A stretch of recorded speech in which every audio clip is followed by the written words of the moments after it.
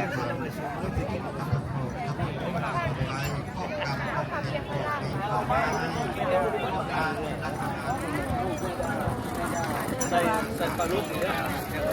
ป็นคนยากทำมากันนะมันเสียงเด็กเด็กได้ที่จัดการเด็กเด็กเด็กใช่ไหมคะ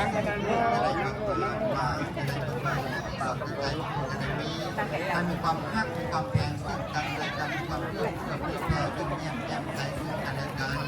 พวกเขาคนเราการที่ต้องปฏิบัติตนการศึกษาที่ทางรัฐเองที่ทางการเขาความแพงว่าเขาความมาที่มักดีความพอคุณยังซึ่งกันและกันทีนี้ขอให้งานของนั้นมีหลักไอ้บุญนี่มาเห็นก่อนเว้ยสิขัดคนนั้นจงจะมีแก่ก่อขาด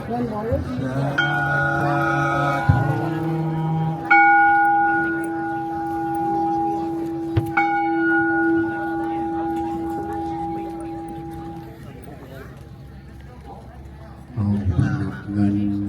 ถวายพระบิณฑบาตแล้วให้พ่อเอาสา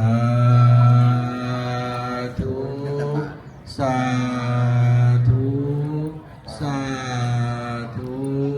อนุโมทามิสาธุเงินตักบาทเพิ่นนำแล้วให้พ่อออกไม่ออกเนาะขออนุญาตเนาะรายได้ระหว่างเงินได้จากการตักบาทมื้อนี้ได้ทั้งหมด10,000 กับ800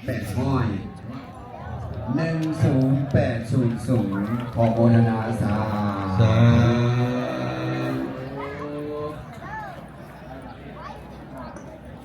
ต่อไปก็เป็นการคารวะนอกในนอกหลับพรต่างอกต่างใจและก็ได้เด้อ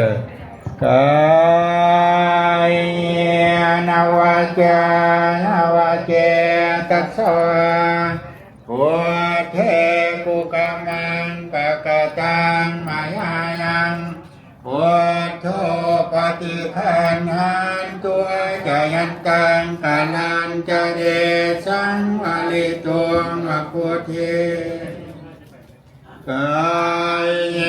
นวาจายาวาเจตัสสะวะธรรมเมกุกัมมังปะกะตังมายายังธัมโมปฏิคันหันตุอาจายันกังกานันกะเนสังวลิตุงวะธัมเมกายเย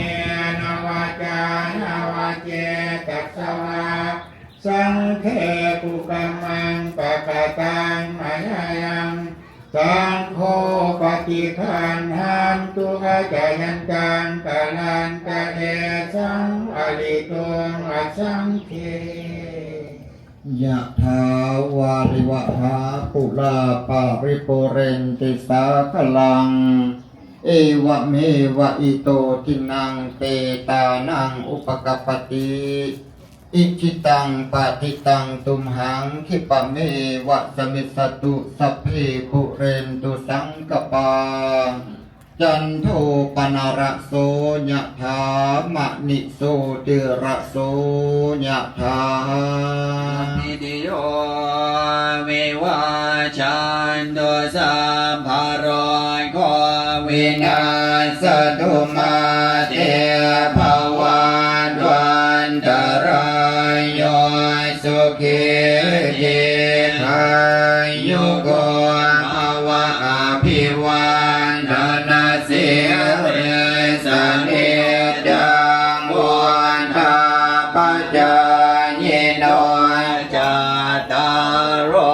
ธรรมวัฏันติอายุวันโนสุขังอรังอิมินาปุญญาเมนะอุปัชฌายาโกโนตาลาอ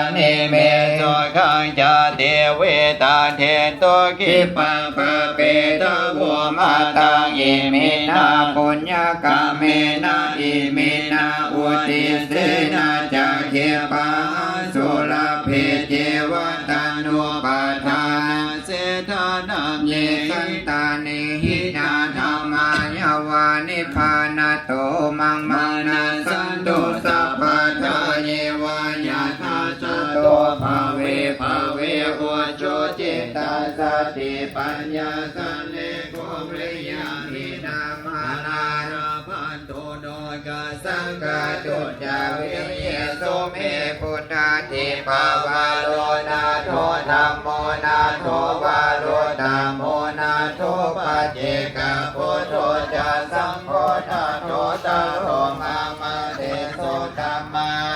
นุภาเวนะมาโรจะสังลาภันตุมา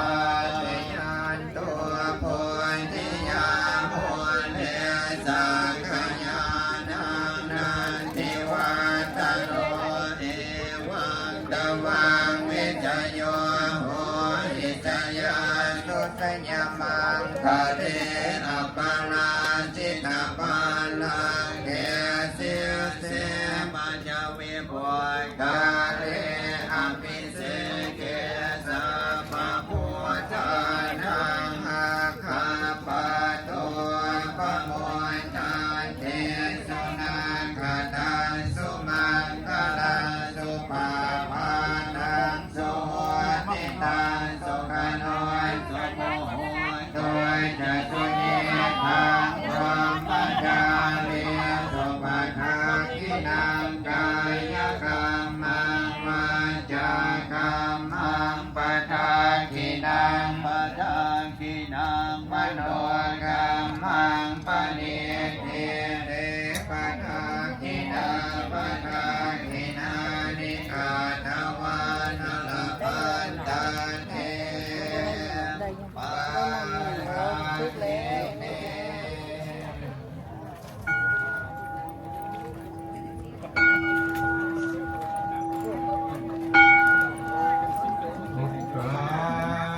สวันทามิคันเก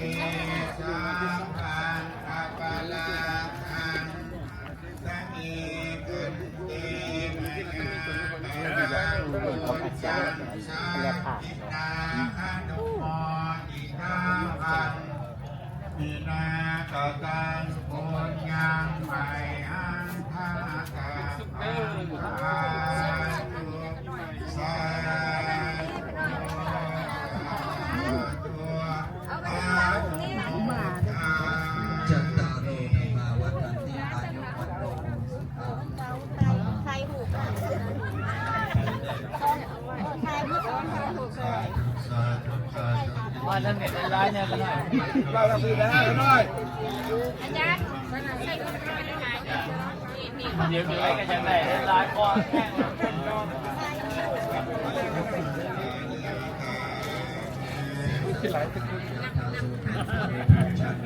ลายบนหัวจานบอกทุกวัน น้องพอประกาศการจัดการพอสักจันทร์จะได้มีโอกาสนี้